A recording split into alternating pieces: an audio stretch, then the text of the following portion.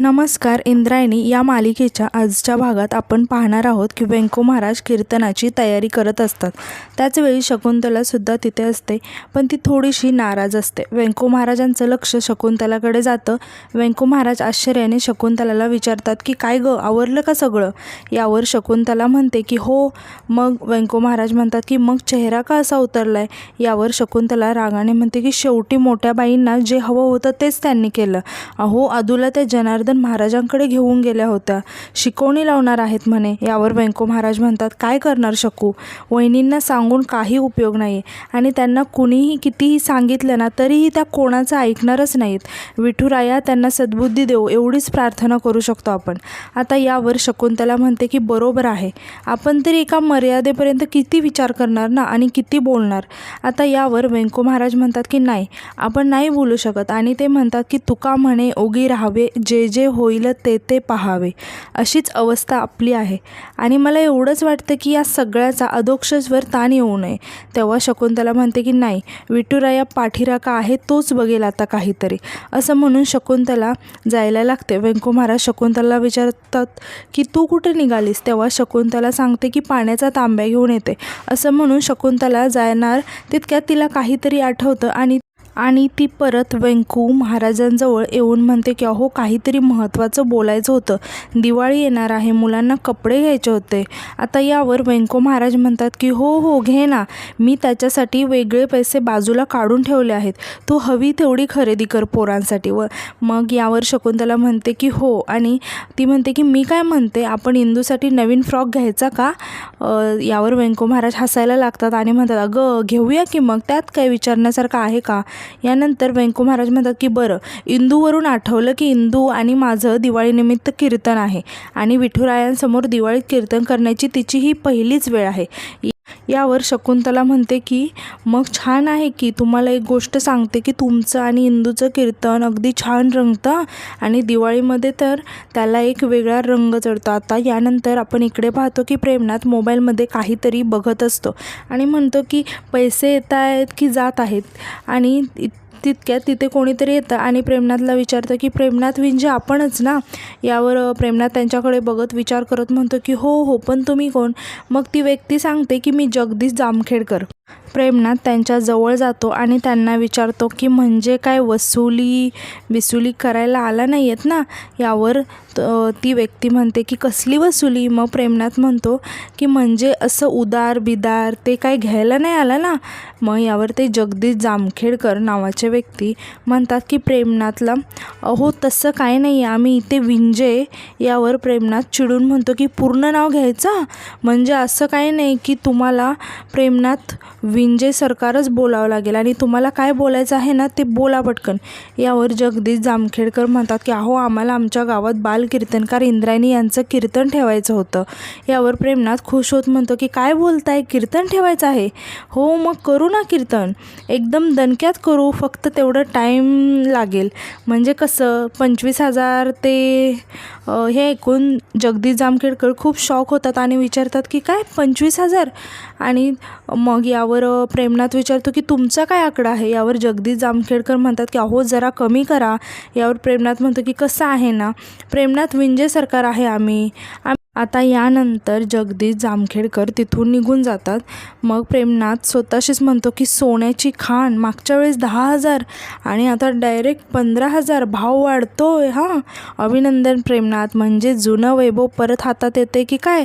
येऊ दे, हाताला वाढ येऊ दे, असं म्हणून आता तो खुश होता. तर यानंतर आपण पाहतो की इंदू आणि तिची फंटा गँग बोलत असतात. ओंकार म्हणतो की पप्प्या, यावेळेस ना आपण दिवाळी एकदम भारी करायची. आता यावर पप्प्या म्हणतो की मागच्या वेळेस पण ना तू सेम बोलला होता आणि बसला होता सगळ्यांच्या जीवावर.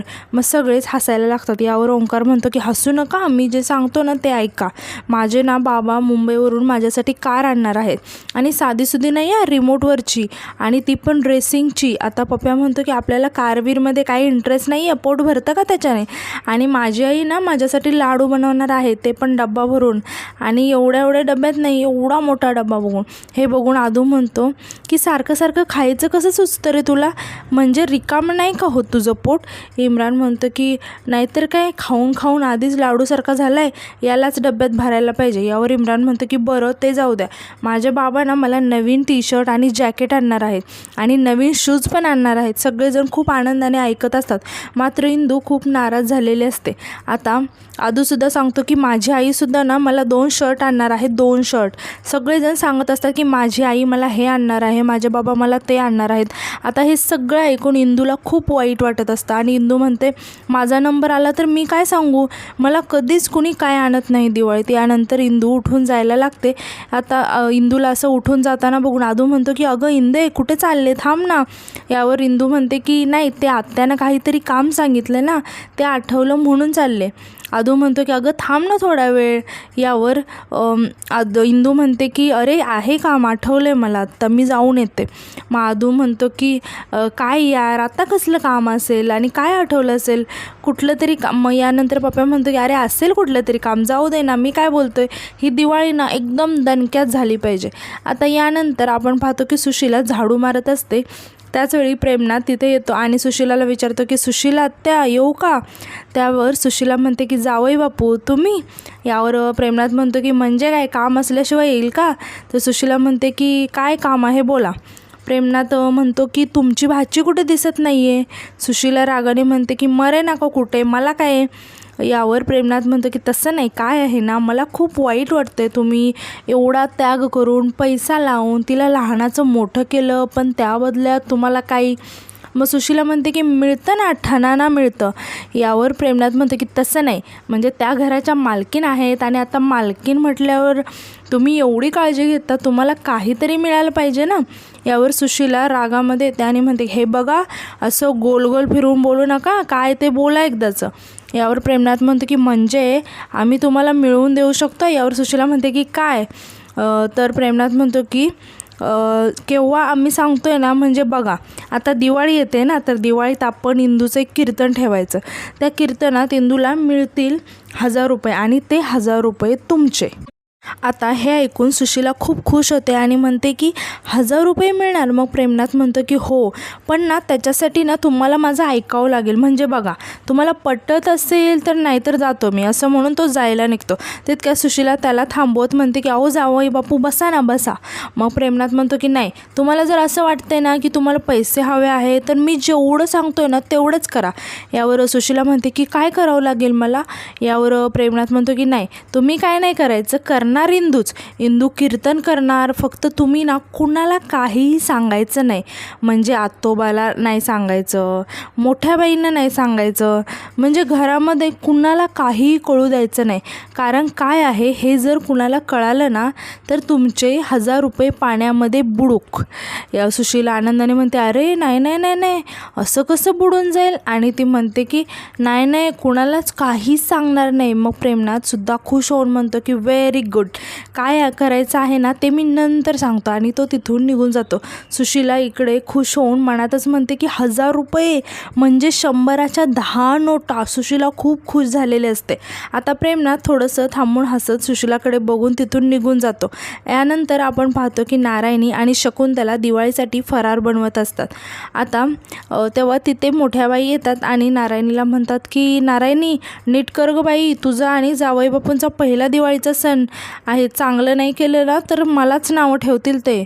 आणि शकुंतलाला विचारतात की शकुंतले, हे सुकं खोबरं चांगलं आणलं आहेस ना? शकुंतला म्हणते की हो.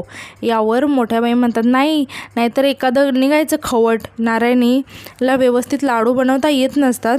मोठ्या बाई नारायणीकडे बघत नारायणी काय चाललं तुझं? आणि लाडवाच्या पिठामध्ये काय चिपळ्या वाजवत बसले आहेस का? लाडू असतात ते गोल असतात, गोल. तेव्हा तिथे इंदू येते आणि हे ऐकून मोठ्याने हसायला. मोठ्या बाई तिच्याकडे रागाने बघून म्हणतात हसायला काय झालं आहे ग तुला? काय त्या सुशीलाची सवय लागली का कुठेही हसायची? इंदू म्हणते अहो मोठ्या बाई, मी हसरीच आहे. मोठ्या बाई रागाने म्हणतात की आगाऊ झाली आहे का कार्टी? इंदू शकुंतला जवळ जाऊन म्हणते की काकी तू शंकरपाळ्या करते आहेस का? शकुंतला म्हणते की हो, तुला शंकरपाळ्या खूप आवडतात ना? यावर इंदू म्हणते की हो, खूप म्हणजे खूप आवडतात. तू गेल्या वर्षी नाही का दिवाळीला शंकरपाळ्या केल्या होत्या ना, त्याची टेस्ट ना माझ्या तोंडातून अजून गेलीच नाही. मोठ्या बाई रागाने म्हणतात की फुकट मिळतं आहे ना, आवडणारच. इंदू हळूच तिथे असलेल्या प्लेटमधून शंकरपाळ्या घ्यायला हात पुढे करते. मोठ्या बाई तिला थांबवत मोठ्याने म्हणतात की थांब, इथे उभं राहून इकडे तिकडे हात नको लावा, हातपाय धुतले नाहीत काय नाही, आणि म्हणतात की तू हात लावलास ना तर माझ्या पोरांची पोठं बिघडतील. इंदू खाली मान घालून शांत उभी राहते.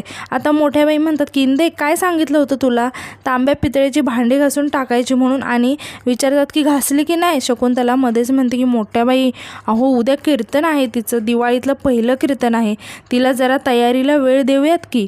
मोठ्या बाई रागाने म्हणतात की तयारी कसली, मला कामामध्ये हैगई नको आहे हा. आणि त्या इंदूला म्हणतात की इंदे काम करून टाक पटकन, फुकटचं गिळायला पाहिजे नुसतं. शकुंतला मोठ्या बाईंना म्हणते की मोठ्या बाई जाऊ द्या, लहान आहे ना ती. इंदू काहीच न बोलता खाली मान घालून ऐकत असते. आणि मोठ्या बाई म्हणतात की लहान आहे म्हणजे डोक्यावरती बसली आहे. नारायणी मध्येच म्हणते की आई जरा मनुके आणून देतेस का गं. मोठ्या बाई रागाने म्हणतात की सगळं घेऊन बसायला काय झालं गं तुला, आता मलाच आणून द्यावे लागणार कोटी घरातून, एक काम धड करता येत नाही, असं म्हणून त्या तिथून निघून जातात. आता मोठ्या बाईंना जाताना पाहून इंदू खूप खुश होते आणि प्लेटमधील एक शंकरपाळी घ्यायला लागते. शकुंतला म्हणते की इंदू जरा जपून हा, गरम आहे.